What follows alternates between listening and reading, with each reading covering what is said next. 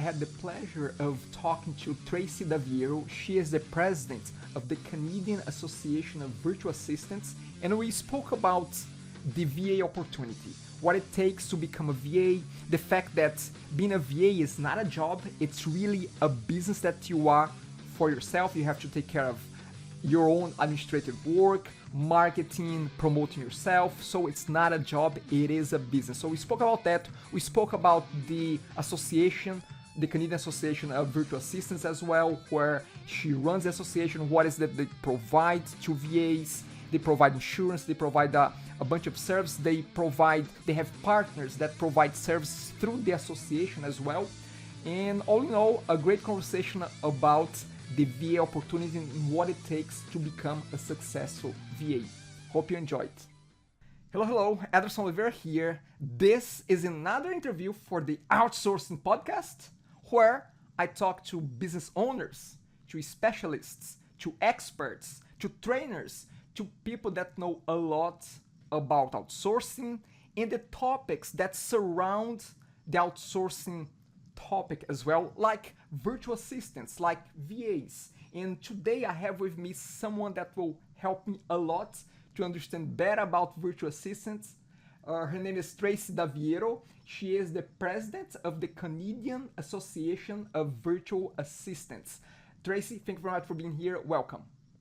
Thank you so much for having me. I'm happy to be here. Perfect. Tracey, let me start with a little bit of your backstory there, because I know that you have a few years in the VA industry. So let's start by talking a little bit about that. Tell me a little bit of your history as a VA and your progress, in the profession. Sure. I don't know how much time we have. I've been doing this a really long time. Actually, I tell everybody that I've been a virtual assistant for 20 years. And I realized I was a virtual assistant, I think about 13 years ago. I didn't realize that there was this industry, but I did begin working from home 20 years ago. And I was actually going off on maternity leave to have my son, and who will be 20 in May. And I was going off on leave, and my boss asked me when I could get back to work. And I sort of thought, oh, okay.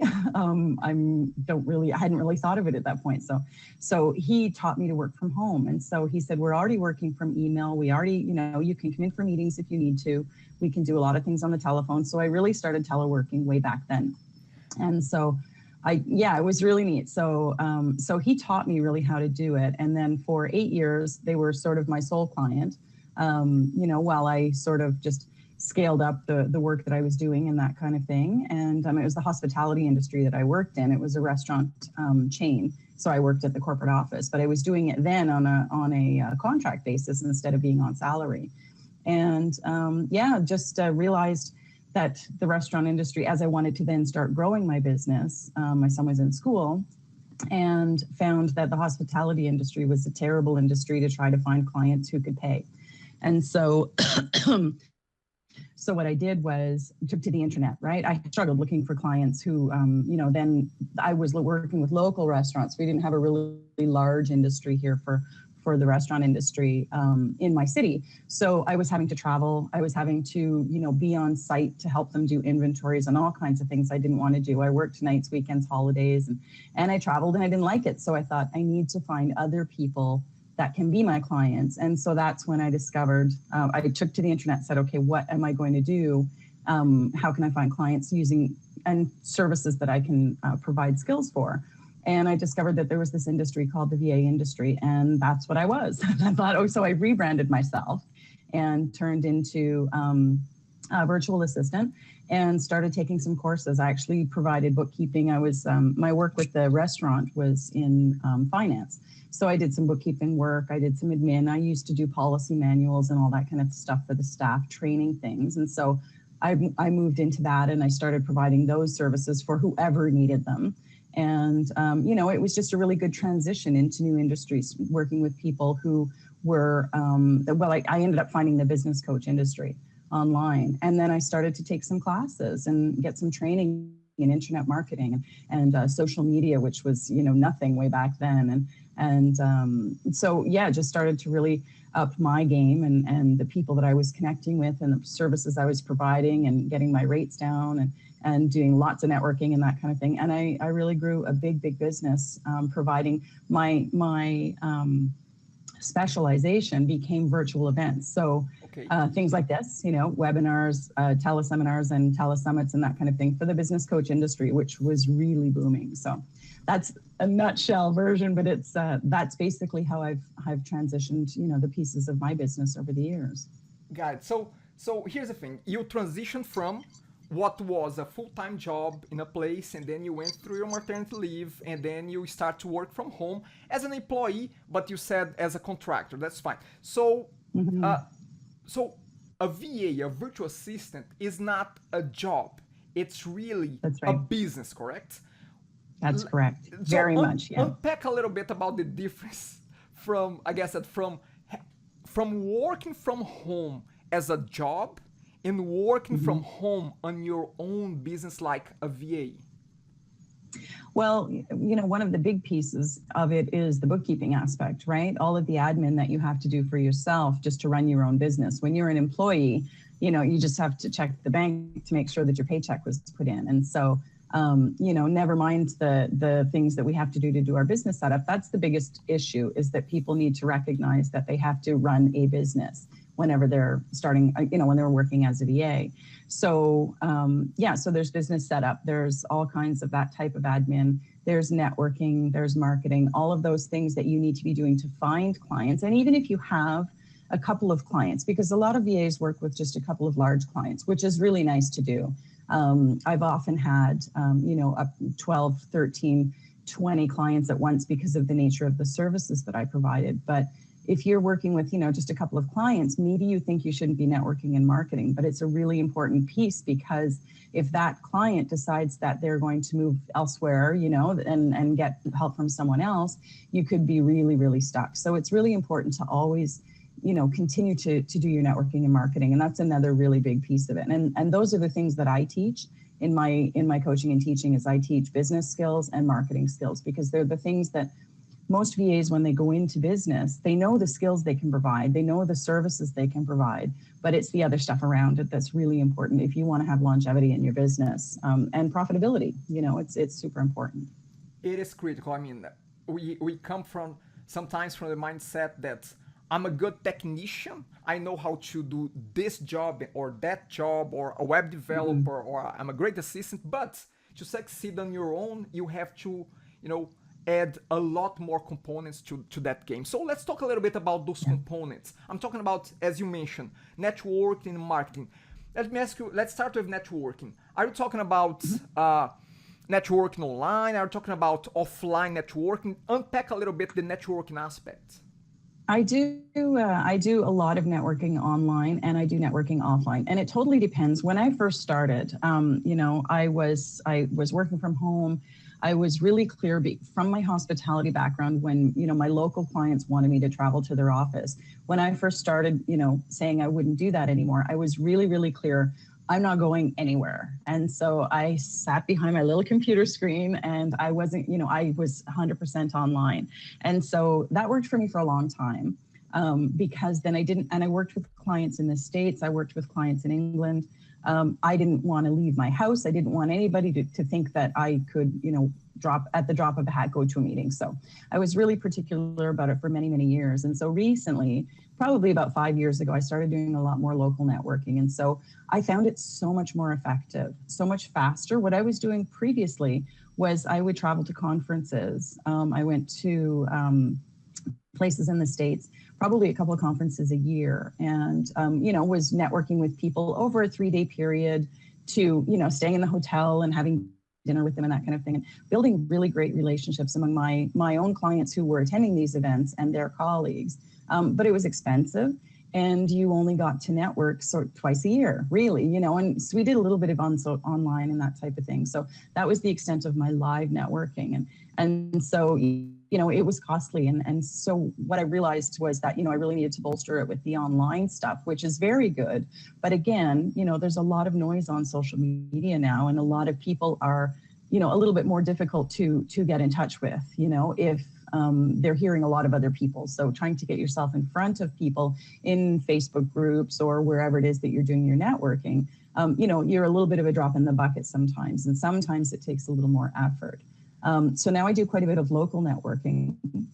And I find that really effective as well. That now what I'm seeing as the trend is to be able to meet somebody, then you connect on social media. You're really conscious of who the other person is, and they're conscious of who you are. You can have faster discussions, and I'm finding the networking converting people into clients for me much easier that way. And so it's still the same thing. It's a combination of both, but it's that's what's working for me right now. So I get it, and I find it very interesting, the strategy of first let's connect offline, let's establish that rapport there, and then let's transition that to an online relationship, to move forward. I really find that very interesting. Now let me just understand one thing there. When you say clients, because I know that you have a mentorship program as well as part of what you offer. Are you talking about clients that have you as a virtual assistant, or are you talking about other VAs that have you as a mentor?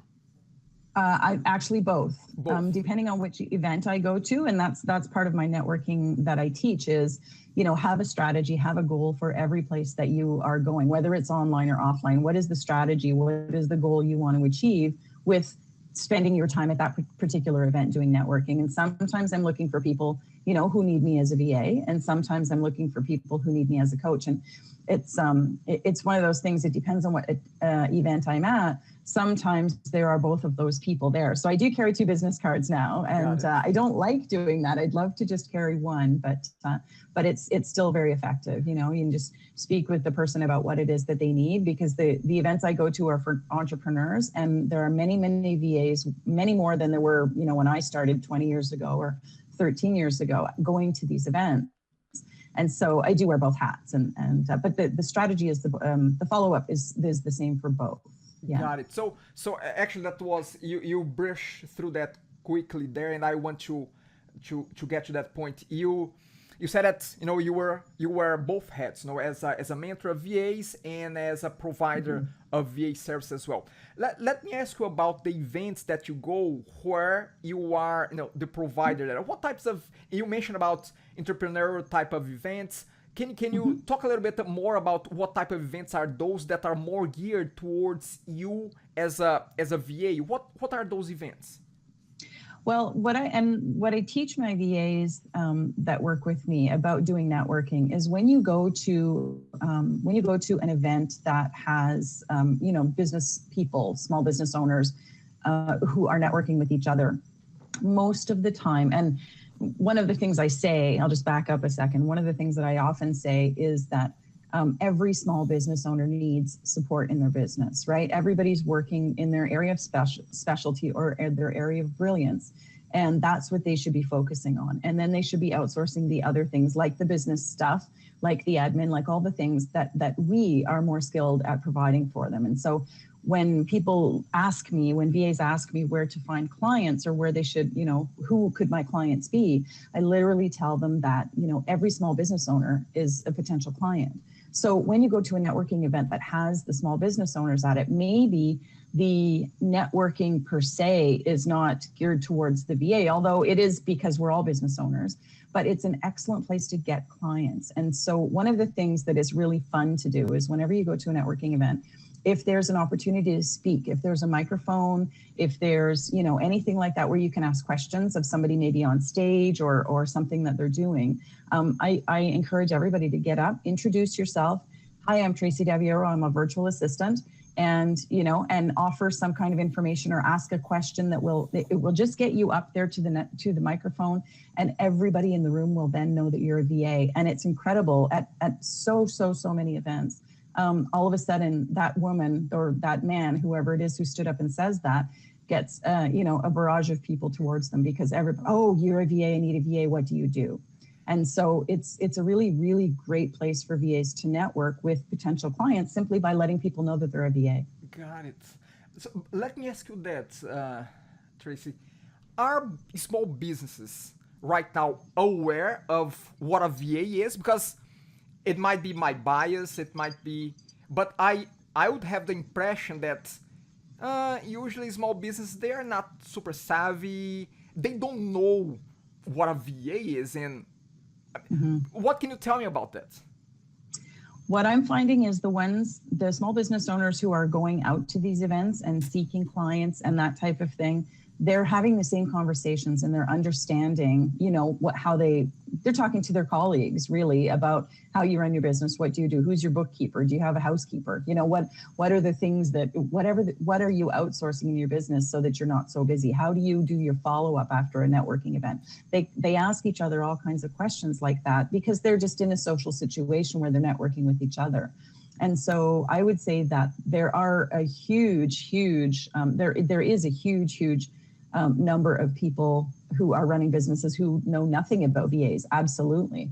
But I think when you try to put yourself in front of the ones who are more knowledgeable about them or who have experience with them, that's when you're going to be more successful. I actually have an ebook that I have, Getting Started as a VA ebook.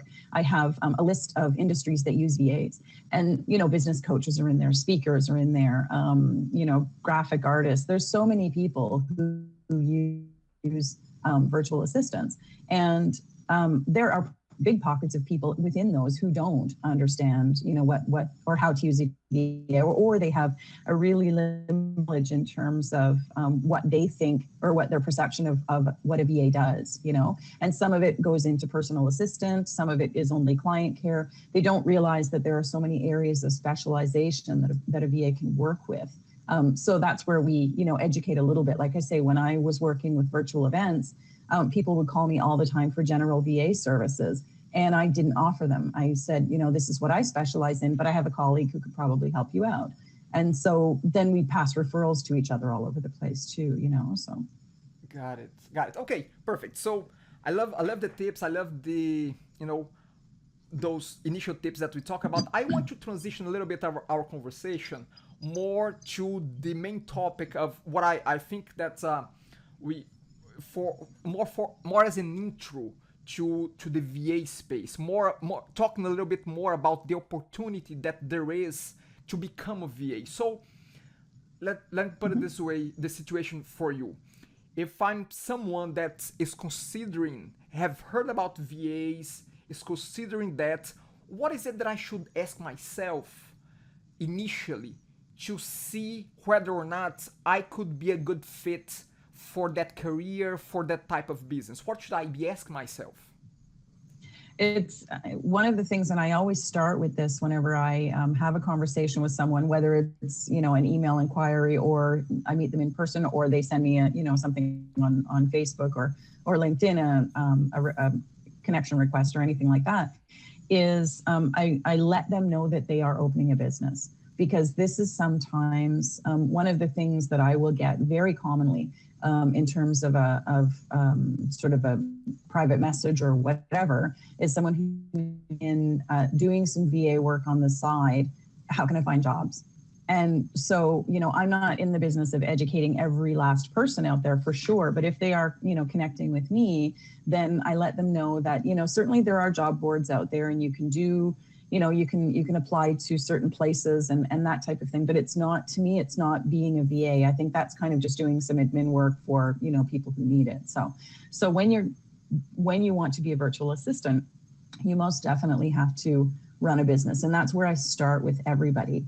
And then the next thing I go into is, your personality type. If you are not motivated, if you cannot manage your time very well, if you are a task doer as opposed to being a proactive person looking for things, it's not that you can't be a VA if you don't have any of these qualities. And there are, probably, a handful more qualities that I would suggest.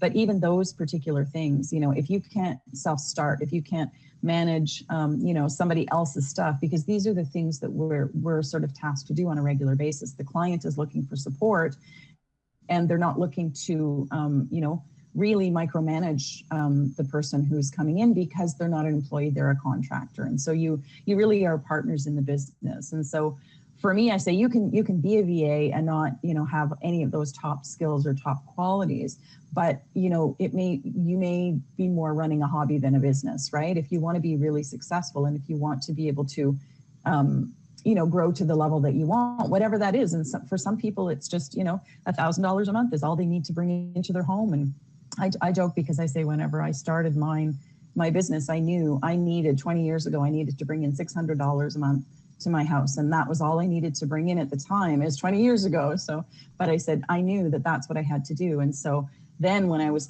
comfortable, and that paid, for the daycare and the groceries and whatever, but it allowed me to stay home. And so whenever I moved on then and decided to grow, then it was like, and I've always worked that way, is okay, how much do I need to earn? How much do I want to earn? And then I work my business around that. And now, I have revenue goals all the time. And those are the things that you want to be able to, you don't have to know them all when you first open your business, but you have to realize that that's what you're probably going to move towards. And so that's what I would say. If you're getting started, just know that you have to, if you don't have a business, sort of a CEO hat, CEO mindset, you need to be able to learn how to do that and grow that. And it will just make things better for you. It means you'll be in business a lot longer. So. Got it. Awesome. Great points for someone that is considering whether or not this can be the right move for them. Have you seen? Being honest here, have you seen people that tried and felt that this is not for me? I'm a task, as you put it, I'm a task doer. I'm not. I know I don't have what it takes. Have you seen that before? Absolutely, I see it all the time. And it's okay. There's nothing wrong with there's nothing wrong with doing that, because like I say, there are opportunities. There are lots of virtual assistants who use subcontractors. And so that sometimes is a really good position but you're still a contractor, you're still an independent contractor, but you can work with somebody I have friends who have 18 and 20 people on their teams, and they take care of very, very, big clients. And so someone does the client care and someone does the websites and someone does the social media and that type of thing. And, multiple people in some cases do all of those things. And so in some cases, you can get onto a team and still be able to run your own business. Then you're still doing your own billing and you still have to run your business. But, it may be a little bit different because maybe you don't have to be as proactive.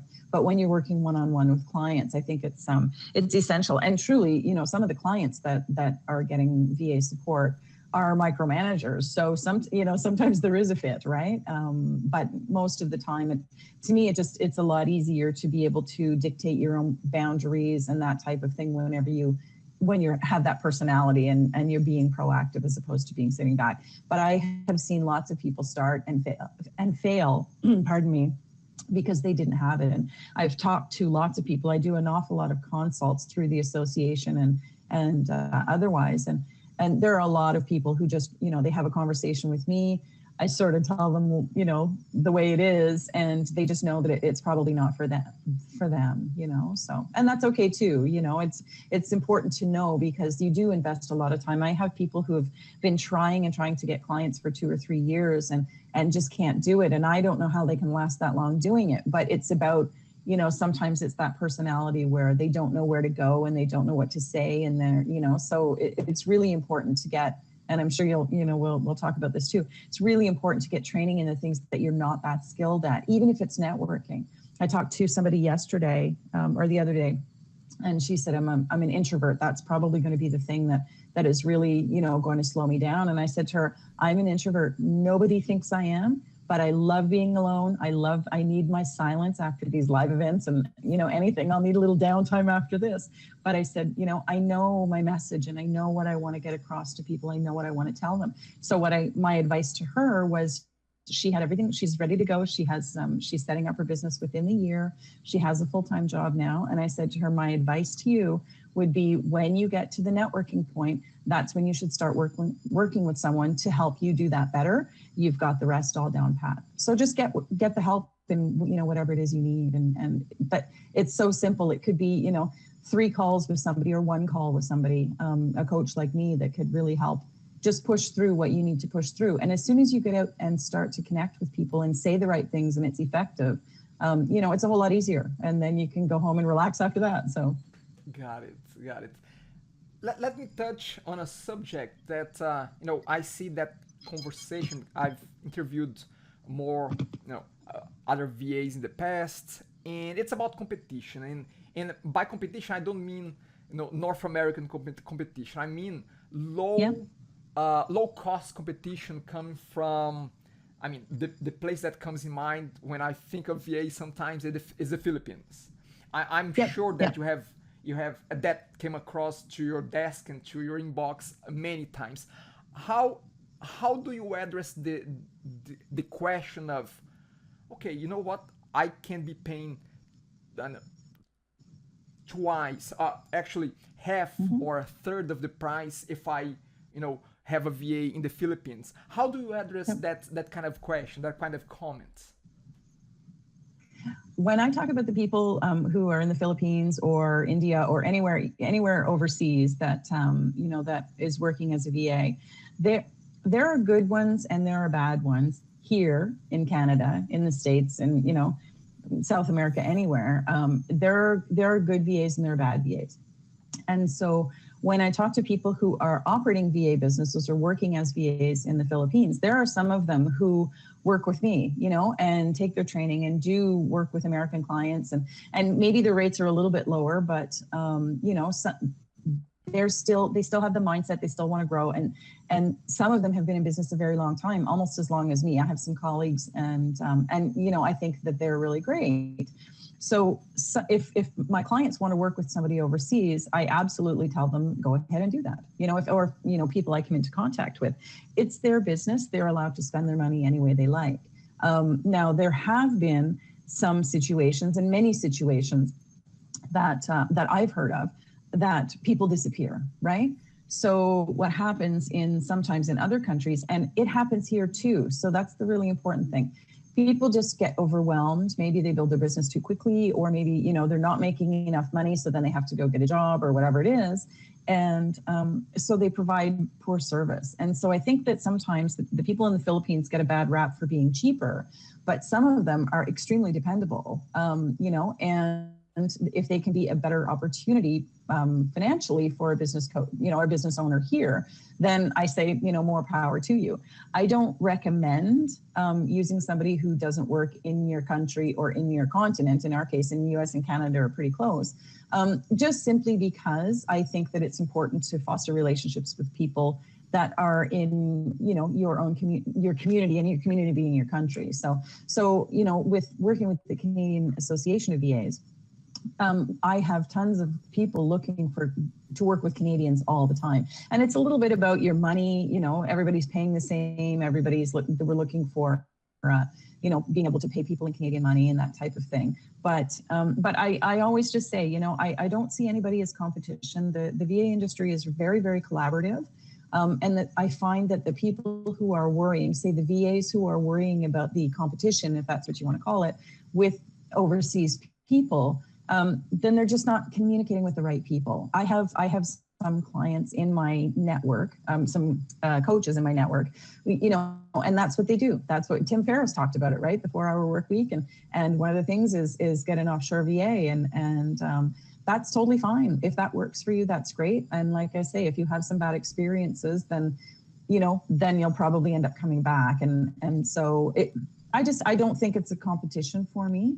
And like I say, some of them have come through my training programs. They're on my mailing list, and they're awesome, and they've been around a long time. So I think that that's the more important piece of it, is to make sure that you're going to work with somebody who, has that possibility for longevity, and you can grow with them in your business. I think from a support professional, it's really important to be able to invest myself in my client's business, because then as they grow, my business grows. And that's certainly what happened with my business. I got connected with, a group of business coaches who were expanding all the time, and got lots and lots of clients from it. And so you find an industry that works for you, and invest yourself in their business, so that by helping them grow, you grow as well. So Got it. Awesome.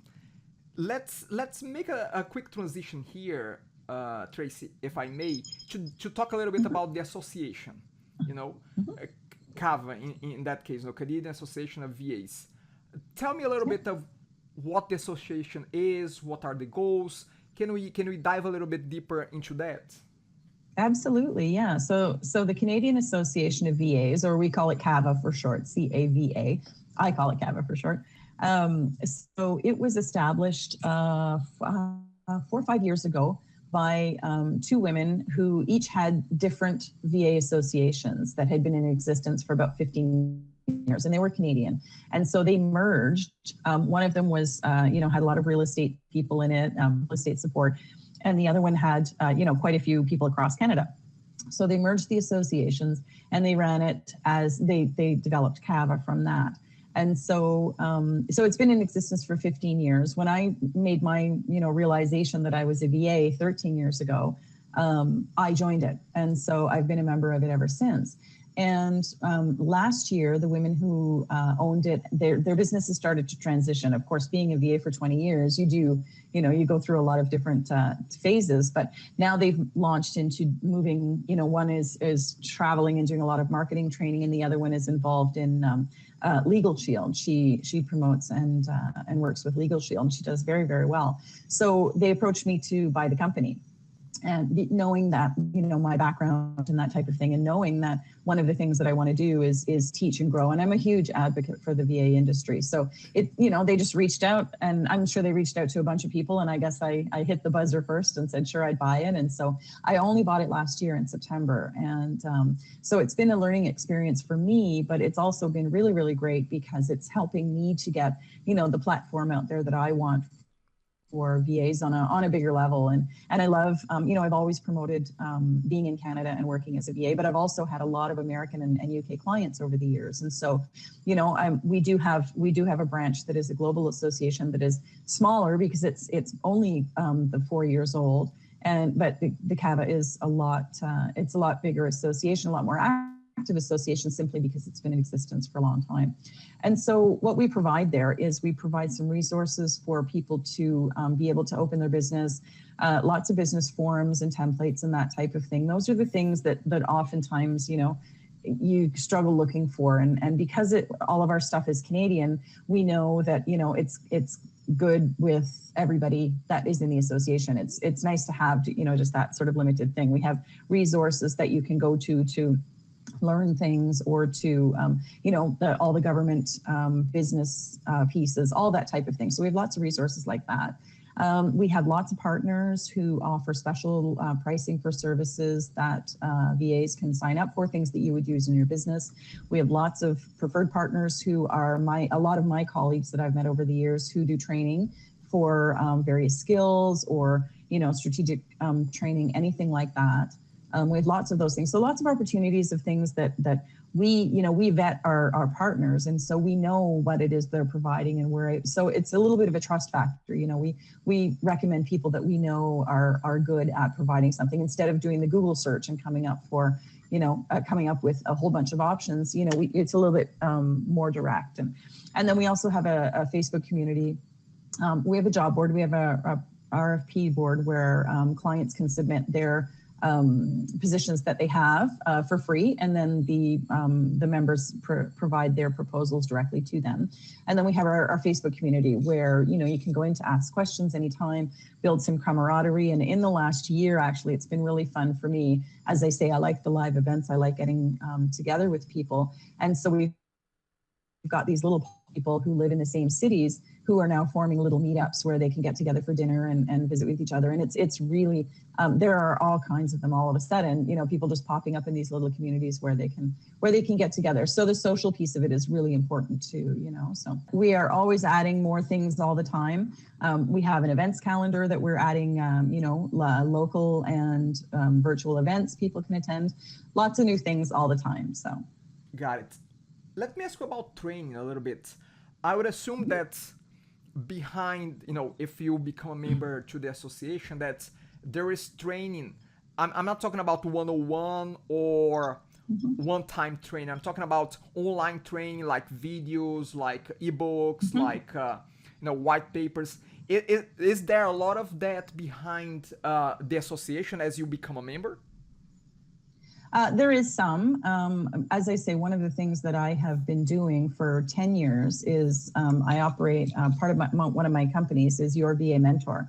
And so I've done training, lots of training over the years there. And so I'm incorporating that into the association now so that there is free training. Like you say, there are white papers. There's lots of business pieces like that, a little bit of do-it-yourself stuff. But I've done a lot of training videos, and I'm bringing those over into the association. I'm bringing training that, some free, some low paid, and some, higher level stuff, depending on what you need. And so, yeah, that's a big part of what I'm doing. And that's actually just starting to roll out. So. Got it. Awesome. Awesome. Tell me a little bit your vision for the association, your vision for CAVA. What is it that you intend to do with the business, with the association? What's your 5-year vision for the association?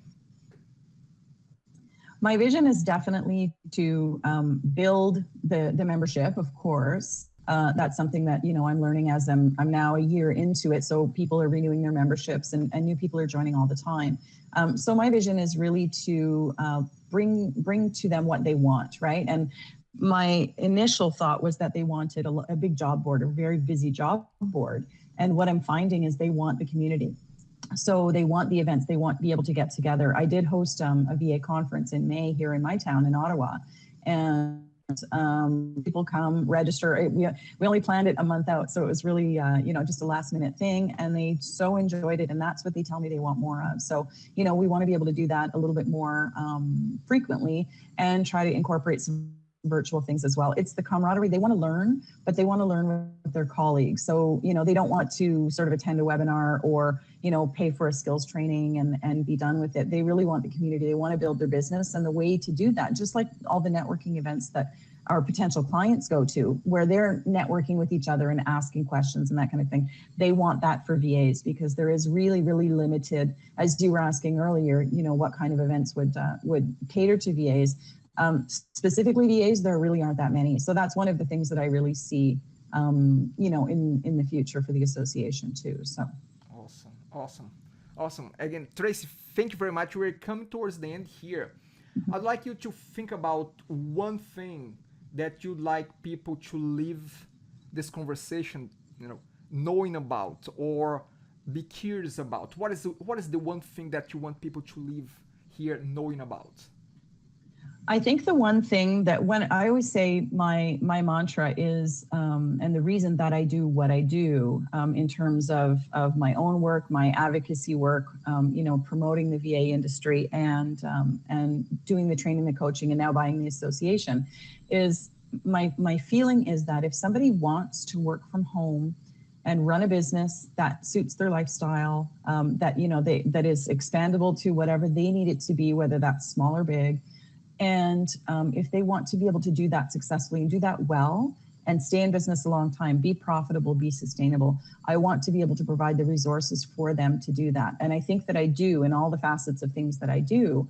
But I think it's important to be able to provide that for people. And I think the one thing I'd like them to know is that there are places where you can get all of that, and it's important to learn what you don't know and be open to, the responses when you ask certain questions and that type of thing. So it's a constant learning because, like I say, we're not business owners when we begin our practices. None of us are. And so it's very important to look at those types of things. But that's my sort of last point all the time is that, if you want to do this, we can help you do it and I can help you do it. And that's what I really, really want people to know.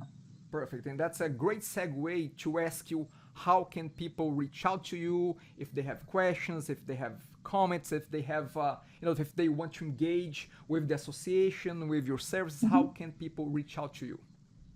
The best way to do it, the simplest way to do it is probably to go to the CanadianAVA.org. So it's CanadianAVA.org, Canadian Association of Virtual Assistants.